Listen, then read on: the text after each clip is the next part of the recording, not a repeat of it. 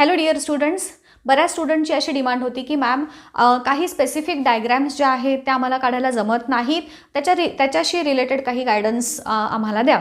So खास तुमच्या डिमांडनुसार मी काही स्पेसिफिक डायग्रॅम ज्या टेक्स्टबुकमधल्या आहेत आणि तुम्हाला खूप किचकट वाटतात, ऑब्व्हियसली एक्झामसाठी इम्पॉर्टंट आहेत, एक्झाममध्ये डायग्रॅमवरती बेस्ड क्वेश्चन हा विचारला जातोच आणि मग प्रॉपर टेक्निक माहीत नसल्या कारणानं ती डायग्रॅम व्यवस्थित येत नाही किंवा थोडंसं इग्नोरन्स होतं, प्रॉपर गायडन्स दिलं जात नाही आणि ओव्हरऑलच बघितलं तर सुबक डायग्रॅम ह्या खूप रेअरली बघायला मिळतात.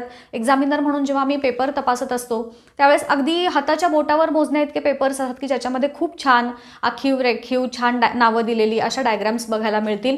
नाहीतर मुलं जस्ट काढायचं आहे म्हणून काढतात डायग्रॅम्स आणि अननेसेसरी सोपं असून देखील त्या डायग्रॅममध्ये मात्र तुम्हाला आउट ऑफ मार्क्स मिळत नाहीत.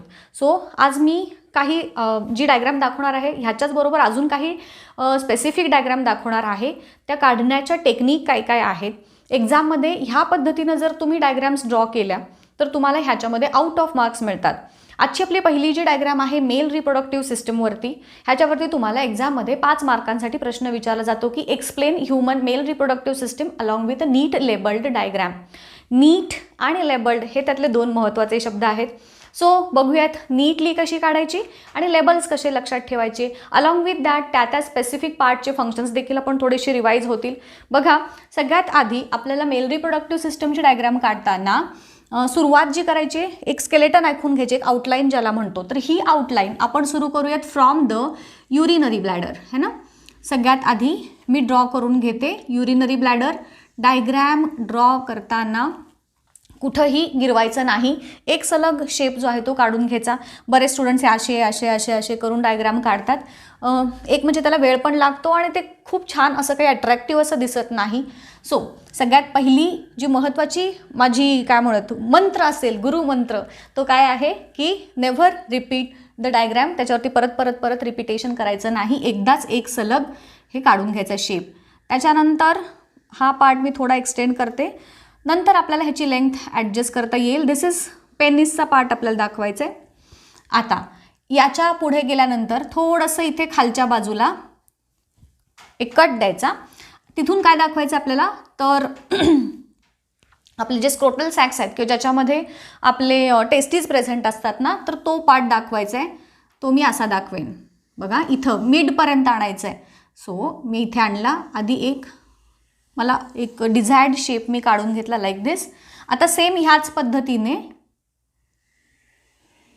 इकडे पण घेतला. ठीक आहे, थोडं सिमेट्री बघा. माझं काय अगदी तुमच्यासारखे एलिमेंटरी वगैरे परीक्षा झालेल्या नाही आहेत ड्रॉइंगच्या, थोडं इकडं तिकडं होऊ शकतं, बट होपफुली हे सिमेट्रिकल दिसतंय, है ना.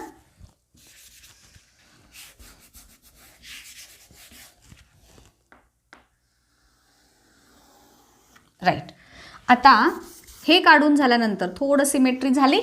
पुढं काय करायचं, याच्यानंतर इथे खालच्या बाजूला पण हे असंच दुसरा जो आहे ती आउटलाईन आपण काढून घेतली. एक आउटलाईन झाली की परत गिरवत बसू नका. बघा, वेळ कमी लागतो आणि छान दिसते डायग्रॅम. तुम्ही जे म्हणता ना डायग्रॅम काढायला खूप वेळ जातो मॅडम, कधी काढायचा एवढा डायग्रॅम, तर त्याच्यासाठीचं हे आहे की अजिबात गिरवायचं नाही, पटपट होतात. कमी वेळात तुमची छान डायग्रॅम ड्रॉ करून होते. आता इथे आपल्याला दाखवायची प्रोस्टेट ग्लँड. ही झाली प्रोस्टेट ग्लँड दाखवून.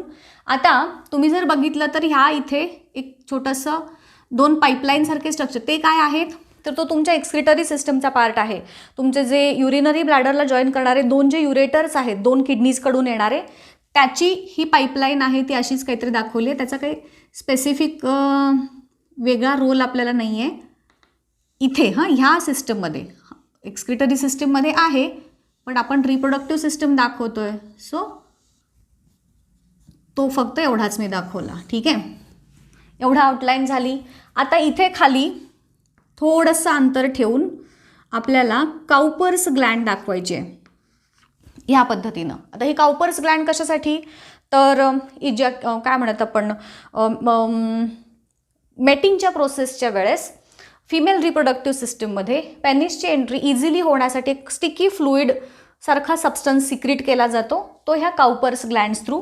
मी ह्या काउपर्स ग्लँड्स दाखवल्या. आता ह्याच्या पुढचा जो पार्ट आहे it will be the penis.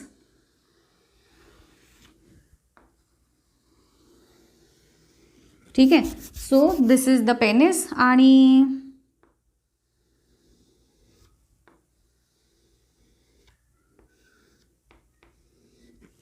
या पद्धतीनं झालं.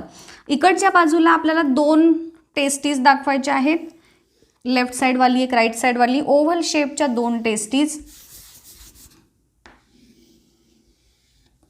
त्याच्यावरती हे असे लेयर्ड स्ट्रक्चर, त्याला इपिडिडायमिस म्हणतो आपण. इपिडिडायमिसचं काम काय, तर स्पर्म्स जे टेस्टीजमध्ये तयार होतात त्याचं मॅच्युरेशन होतं इन दिस इपिडिडायमिस रिजन. आता बघा, ह्या तुमच्या डायग्राममध्ये जर तुम्ही ऑब्झर्व केलं टेक्स्टबुकमधल्या, तर तिथं असं एक छोटंसं एक हेअरसारखा पार्ट, एक लाईन तुम्हाला दिसेल. आता ही लाईन काय आहे, तर ही लाईन म्हणजे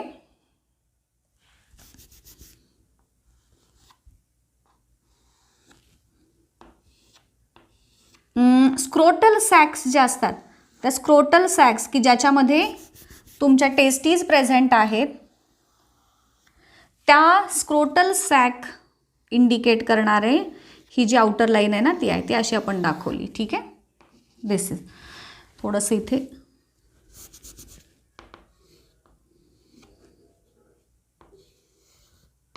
लाईक दिस.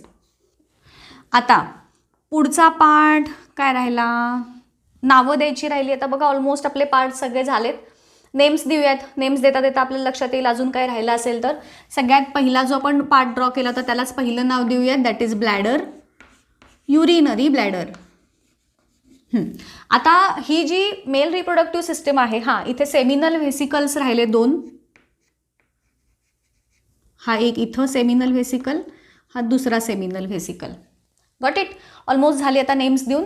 तर हा जो पार्ट आहे ह्याला युरिनोजेनायटल डक्ट असं म्हणतात. त्याच्या मागचं रिझन सांगते.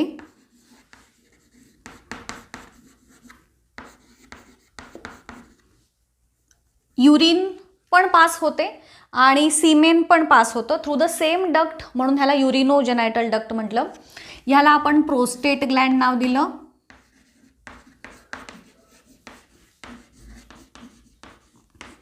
त्याच्यानंतर हे 2 सेमिनल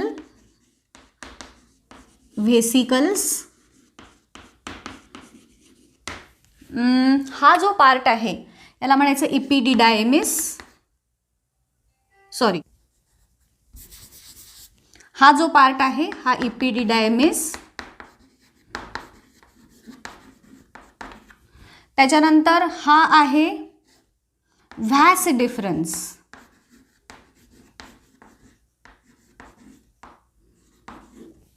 आणि हा झाला टेस्टीज. ओके. आणि हा पेनिस. सो एवढे पार्ट्स. आणि ही काउपर्स ग्लँड. तुम्हाला एक प्रश्न विचारला जातो की मेल आणि फिमेल रिप्रोडक्टिव्हमध्ये कॉमन असणारी ग्लँड कुठली, तर दॅट इज काउपर्स ग्लँड. यालाच बल्बो युरेथ्रल ग्लँड असं देखील म्हटलं जातं. ठीक आहे. सो हे झाले मेन पार्ट्स मेल रिप्रोडक्टिव्ह सिस्टमचे. डायग्राम बघा, ह्या पद्धतीनं ड्रॉ करा. मी जे टेक्निक सांगितली त्या पद्धतीनं. सोपी आहे, ड्रॉ करून मग मला सांगा अशी जमली की नाही. इथेच थांबूयात आजच्या लेक्चरमध्ये. नेक्स्ट लेक्चरमध्ये फिमेल रिप्रोडक्टिव्ह सिस्टमचा पार्ट, अशाच पद्धतीनं सोपी डायग्राम कशी काढायची ते शिकवते. Till then goodbye, all the best.